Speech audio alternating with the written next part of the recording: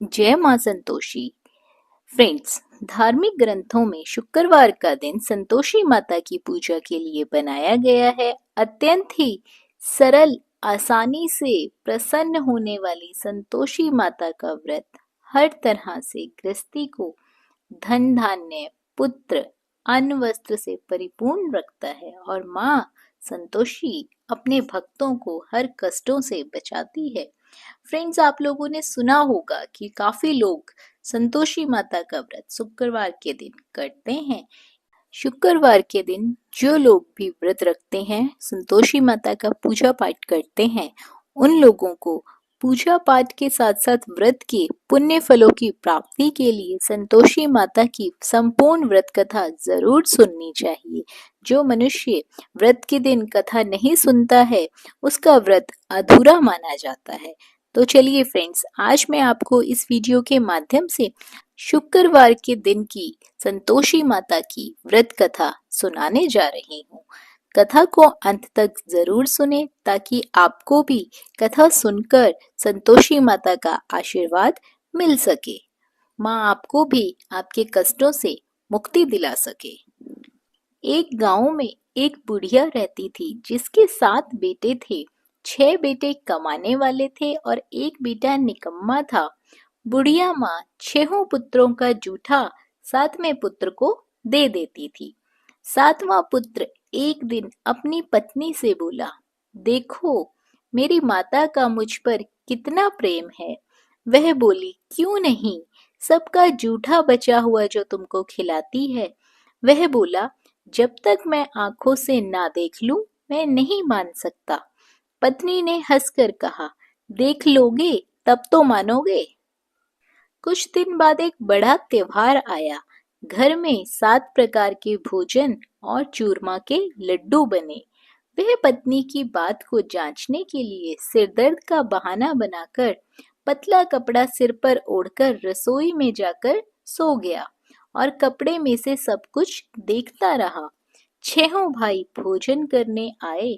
उसने देखा माँ ने उनके पर आसन बिछाए, 7 प्रकार की रसोई परोसी और आग्रह कर करके उन्हें भोजन कराती रही। वह देखता रहा। 6 भाई भोजन कर उठ गए। तब माँ ने उनकी 5 थालियों में से लड्डुओं के टुकड़े को उठाया और एक लड्डू बनाया। जूठन साफ करके माँ ने उसे पुकारा, उठ बेटा उठ, तेरे भाइयों ने भोजन कर लिया है, तू भी उठकर भोजन कर ले। उसने कहा, माँ मुझे भोजन नहीं करना है, मैं परदेस जा रहा हूँ। माता ने कहा, कल जाना हो तो आज ही चला जा। वह बोला, हाँ हाँ जा रहा हूँ। यह देखकर वह घर से निकल गया। चलते समय उसे अपनी पत्नी की याद आई। वह गौशाला में कंडे थाप रही थी। वहां जाकर वो बोला, मेरे पास तो कुछ नहीं है, तुम ये अंगूठी रख लो और अपनी कोई निशानी मुझे दे दो। वह बोली, मेरे पास क्या है, ये गोबर भरा हाथ है। यह कहकर पत्नी ने उसकी पीठ पर गोबर के हाथ की थाप मार दी और वो वहां से चल दिया। चलते चलते दूर देश पहुंचा। वहां एक साहूकार की दुकान थी। वहां जाकर बोला, सेठ जी मुझे नौकरी पर रख लो। साहूकार को नौकर की सख्त जरूरत थी। साहूकार ने कहा, काम देखकर तनख्वाह मिलेगी। उसने कहा, सेठ जी जैसा आप ठीक समझे। उसे साहूकार के यहाँ नौकरी मिल गई। वह वहां दिन रात काम करने लगा। कुछ दिन में दुकान का लेन देन, हिसाब किताब, ग्राहकों को माल बेचना, सारा काम वह करने लगा। साहूकार के 7-8 नौकर थे। वे सब चक्कर खाकर गिरने लगे, लेकिन उसने अपने लगन, परिश्रम और ईमानदारी से सबको पीछे छोड़ दिया। उसे अपने किए का फल मिला। सेठ ने कहा कि तुम्हारा काम बहुत ही अच्छा है। 3 महीने में ही उसे मुनाफे में साझेदारी बना लिया।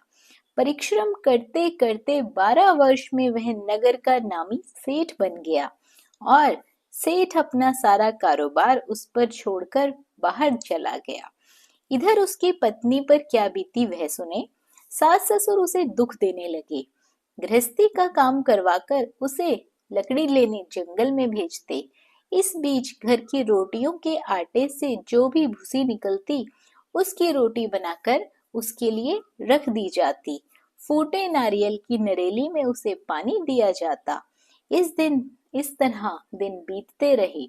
एक दिन वह जब जंगल में लकड़ी लेने जा रही थी, तब उसे रास्ते में बहुत सी स्त्रियां संतोषी माता का व्रत करती हुई दिखाई दी। यह वहां खड़ी होकर पूछने लगी, बहनों, यह तुम किस देवता का व्रत करती हो और इसके करने से क्या फल प्राप्त होता है? इस व्रत की क्या विधि है? यदि तुम अपने इस व्रत का विधान मुझे समझाकर कहोगी, तो मैं तुम्हारा बड़ा एहसान मानूंगी। उनमें से एक स्त्री बोली, सुनो, यह संतोषी माता का व्रत है। इसके करने से निर्धनता, दरिद्रता का नाश होता है। लक्ष्मी माँ स्वयं घर पधारती है। मन की चिंताएं दूर होती है, मन को प्रसन्नता और शांति मिलती है। जिसका पुत्र नहीं होता उसे पुत्र प्राप्ति होती है। प्रीतम बाहर गया हो तो वह शीघ्र ही घर लौट आता है। कुंवारी कन्याओं को मनपसंद सुयोग्य वर मिलता है। चलता हुआ मुकदमा खत्म हो जाता है। कलह कलेश की निवृत्ति हो जाती है। घर में धन जमा हो जाता है। धन जायदाद में लाभ होने लगता है तथा जो भी मन में कामना होती है, सब संतोषी माता की कृपा से पूरी हो जाती है। इसमें कोई भी संदेह नहीं है।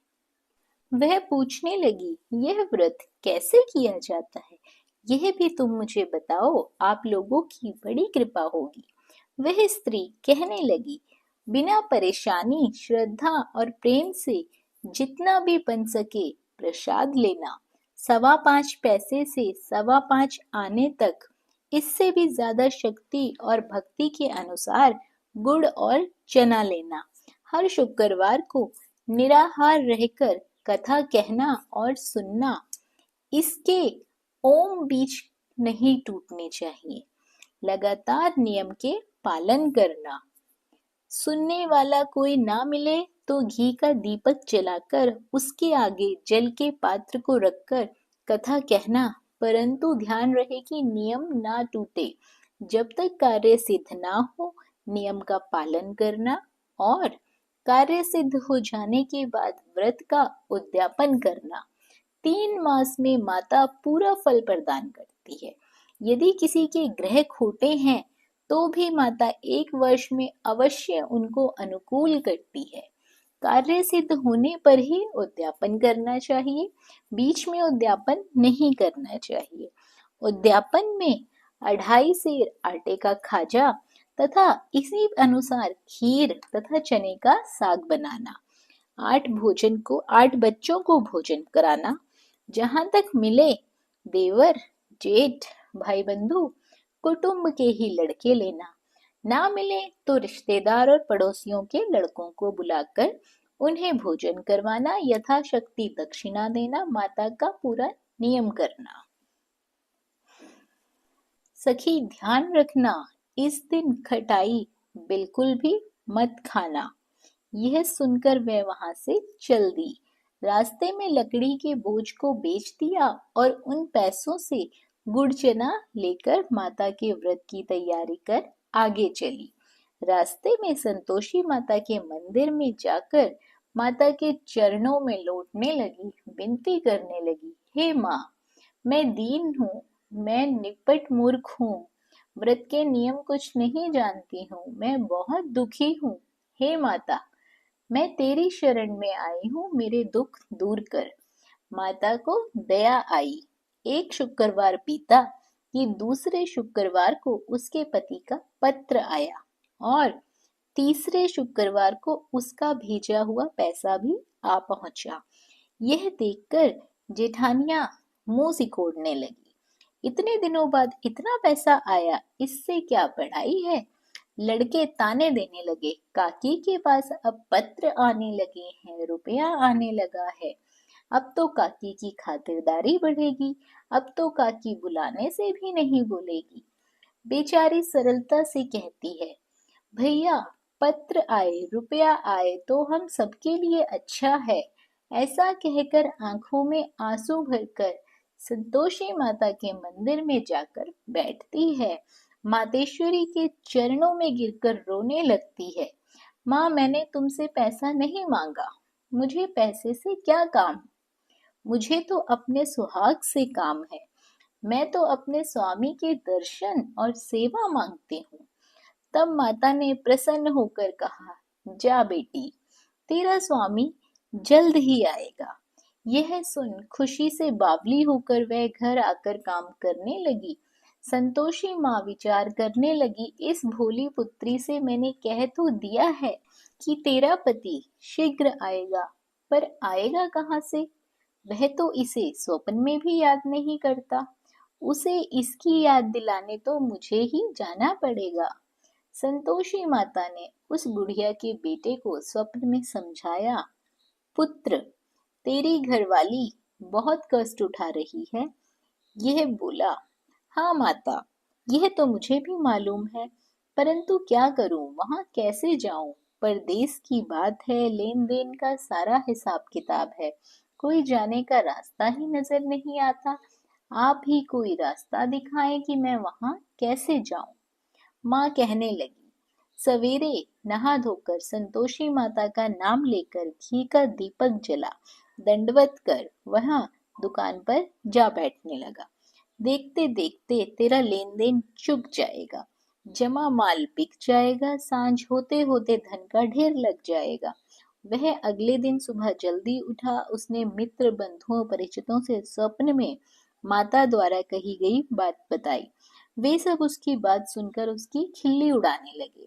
वे कहने लगे कि कहीं सपने भी सच होते हैं। एक बूढ़ा व्यक्ति बहुत समझदार था। वह बोला, देखो भाई, मेरी बात मानो, इस तरह साच या झूठ कहने के बदले देवता ने जैसा कहा है वैसा ही करो, तेरा क्या जाता है। बूढ़े की बात मानकर नहा धोकर उसने संतोषी माता को प्रणाम किया, फिर घी का दीपक जलाकर दुकान पर जा बैठा। शाम तक धन का ढेर लग गया। वह हैरान हुआ, मन में संतोषी माता का नाम ले बहुत प्रसन्न हुआ। घर जाने के वास्ते उसने गहना कपड़ा सामान खरीदने लगा। सब काम से निपटने के बाद वह घर के लिए रवाना हुआ। उधर उसकी पत्नी जंगल में लकड़ी लेने गई। लौटते वक्त बहुत थक जाने के कारण संतोषी माता के मंदिर पर विश्राम करने बैठ गई। यह तो उसका रोज रुकने का स्थान था। धूल उड़ती हुई देख उसने माता से पूछा, हे माता, यह धूल कैसी उड़ रही है? माँ ने कहा, हे पुत्री, तेरा पति आ रहा है। अब तू ऐसा कर, लकड़ियों के 3 बोझ बना, एक नदी के किनारे रख, दूसरा मेरे मंदिर पर और तीसरा अपने सिर पर। तेरे पति को लकड़ी का गट्ठा देखकर मोह पैदा होगा। ये वहां रुकेगा, नाश्ता पानी बना खाकर माँ से मिलने जाएगा। तू लकड़ी का बोझ उठाकर जाना और बीच चौक में गड्ढा डालकर 3 आवाजें लगाना। लो सासू जी, लकड़ियों का गट्ठा लो, भूसे की रोटी दो, नारियल के खोपड़े में पानी दो।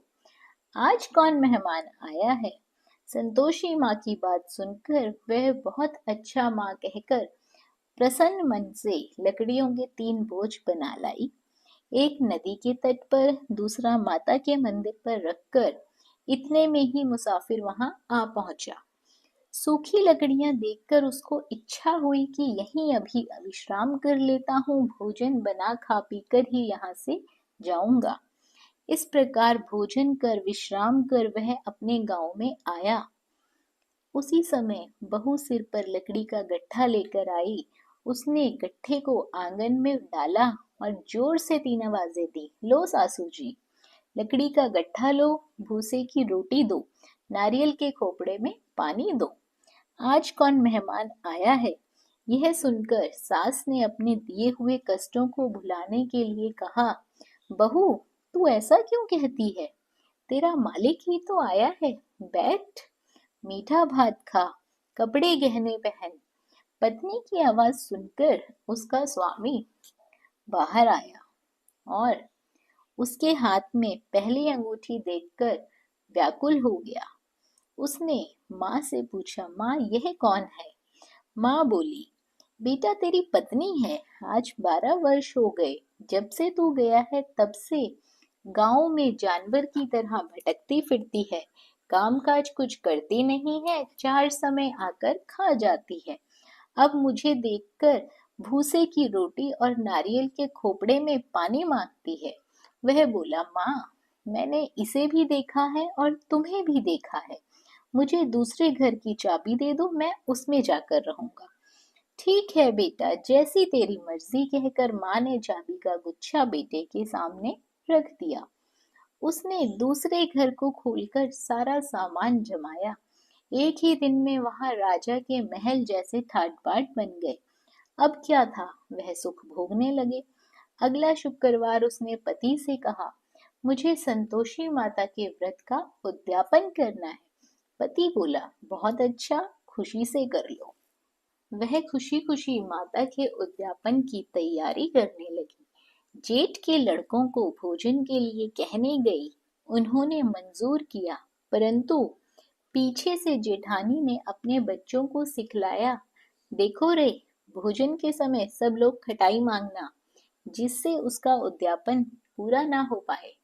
लड़के भोजन करने आए। खीर पेट भरकर खाई, परंतु बात याद आते ही कहने लगे, हमें कुछ खटाई खाने को दो, खीर खाना हमें नहीं भाता, देखकर अरुचि होती है। लड़के उठ खड़े हुए, बोले, पैसे लाओ। भोली बहू कुछ नहीं जानती थी, उन्हें उसने पैसे दे दिए। लड़कों ने बाजार जाकर उन पैसों से इमली खरीदी और खाई। यह देखकर बहू पर माताजी ने बहुत कोप किया। राजा के दूत उसके पति को पकड़कर ले गए। अब सब मालूम ही हो जाएगा जब जेल की रोटी खाएगा। बहू से ये वचन सहन नहीं हुए। वह संतोषी माता के मंदिर में गई और कहने लगी, माता तुमने यह क्या किया? हंस खाकर क्यों रुलाने लगी? माता बोली, पुत्री तूने मेरा व्रत भंग किया है, इतनी जल्दी सब बातें भुला दी। वह बोली, माता भूली तो नहीं हूँ, ना कुछ अपराध किया है, मुझे तो लड़कों ने भूल में डाल दिया, मुझे क्षमा करो माँ। माँ बोली, ऐसी भूल भी कहीं होती है? यह बोली, अब कोई भूल नहीं होगी माता, आप बताओ मेरा पति कैसे आएगा? माँ बोली, पुत्री जा, तेरा पति तुझे रास्ते में आता मिलेगा। वह मंदिर से निकलकर बाहर आई तो रास्ते में उसे अपना पति आ दिखाई दिया। उसने पूछा, कहाँ गए थे? वह बोला, इतना धन जो कमाया है उसका कर राजा ने मांगा था, बस वही भरने गया था। वह प्रसन्न होकर बोली, भला हुआ, अब घर चलो। फिर अगला शुक्रवार आया। वह बोली, मुझे माता का उद्यापन करना है। पति ने कहा, ठीक है करो। वह फिर जेठ के लड़कों से भोजन को कहने गई। जेठानियों ने पहले की तरह ही लड़कों को सिखा दिया कि तुम पहले ही खटाई मांगना। लड़के भोजन करने बैठे, लेकिन भोजन करने से पहले ही कहने लगे, हमें खीर पूरी नहीं भाती, जी बिगड़ता है, कुछ खटाई खाने को दो। यह बोली, खटाई खाने को नहीं मिलेगी, खाना हो तो खाओ। उनके उठकर चले जाने के बाद उसने ब्राह्मणों के लड़के बुलाए। बुलवाकर उन्हें भोजन करवाया, दक्षिणा की जगह उन्हें एक एक फल दिया। इससे संतोषी माता बहुत प्रसन्न हो गई। माता की कृपा से 9 महीने बाद उसको चंद्रमा के समान एक सुंदर पुत्र की प्राप्ति हुई। पुत्र को लेकर वह प्रतिदिन संतोषी माता के मंदिर में जाने लगी। यह देखकर माँ ने सोचा कि यह रोज आती है, आज क्यों ना मैं ही इसके घर चलूं, इसका आसरा देखूं तो सही। यह विचार कर माता ने डरावना रूप बनाया। गुड़ और चने से सना मुख, ऊपर से मुंडम के समान ओंठ, उस पर मक्खियां भिन भिना रही थी। दहलीज में पैर रखते ही उसकी सास चिल्लाई, देखो रे, कोई चुड़ैल डाकिनी चली आ रही है लड़कों, इसे भगाओ नहीं तो सब खा जाएगी। बहू रोशनदान से देख रही थी। वह प्रसन्न हो उठी, आज मेरी माता मेरे घर आई है। यह कहकर दूध पीते बच्चे को उसने गोद से उतार दिया। इस पर उसको सास क्रोध में बोली, अरे रांड, इसे देखकर कैसी उतावली हुई है जो बच्चे को पटक दिया। इतने में माँ के प्रताप से जहाँ देखो वहाँ लड़के ही लड़के नजर आने लगे। यह बोली, माँ जी, मैं जिनका व्रत करती हूँ ये वही संतोषी माता है। इतना कहकर उसने झट से घर के सारे किवाड़ खोल दिए। सबने माता के चरण पकड़ लिए और विनती कर कहने लगे, हे माता, हम मूर्ख हैं, अज्ञानी हैं, तुम्हारे व्रत की विधि हम नहीं जानते। तुम्हारा व्रत भंग करके हमने बहुत बड़ा अपराध किया है। हे माता, आप हमारे अपराधों को क्षमा करो। इस प्रकार बार बार कहने पर संतोषी माता प्रसन्न हुई। इसके बाद उसकी सास कहने लगी, हे संतोषी माता, आपने बहू को जैसा फल दिया वैसा सबको देना। जो यह कथा सुने या पढ़े उसका मनोरथ पूर्ण हो, उसकी सारी मनोकामनाएं पूरी हो। फ्रेंड्स, जो भी व्यक्ति संतोषी माता का श्रद्धा भाव से, पूरे भक्ति भाव से, अपनी श्रद्धा अनुसार संतोषी माता का विधिवत पूजन करता है, उसे अनंत सुखों की प्राप्ति होती है। माता उसके जीवन में खुशियां ही खुशियां देती है, उसे खुशियों का वरदान देती है। फ्रेंड्स, कथा अच्छी लगी हो, कथा आपको मन को भाई हो, तो वीडियो को लाइक और शेयर ज़रूर करें। और यदि आप हमारे चैनल पर पहली बार आए हैं और इस तरह की व्रत की, पूजा पाठ की विधियां और कथाएं आपको भी अच्छी लगती हैं, तो चैनल को सब्सक्राइब कर लीजिए, साथ ही बेल आइकन के बटन को दबा दीजिए ताकि आपको हमारी आने वाली वीडियोस की नोटिफिकेशन सबसे पहले मिल सके। बने रहिए आपके अपने YouTube चैनल अंकित वास्तु ज्ञान में। धन्यवाद। जय मां संतोषी।